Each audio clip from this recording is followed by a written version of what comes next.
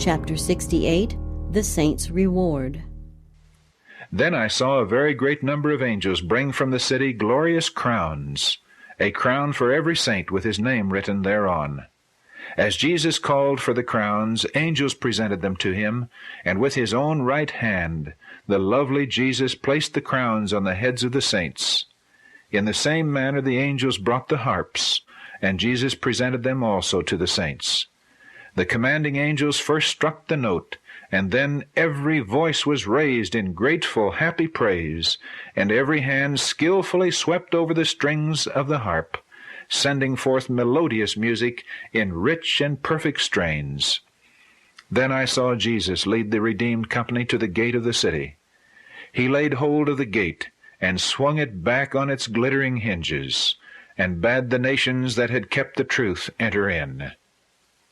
Within the city there was everything to feast the eye.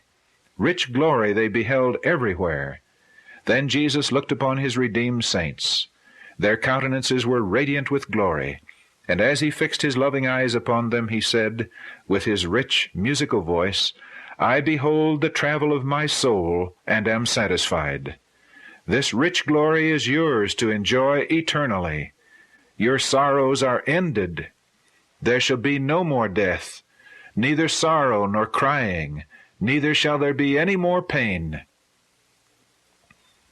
I saw the redeemed host bow and cast their glittering crowns at the feet of Jesus, and then, as his lovely hand raised them up, they touched their golden harps and filled all heaven with their rich music and songs to the Lamb.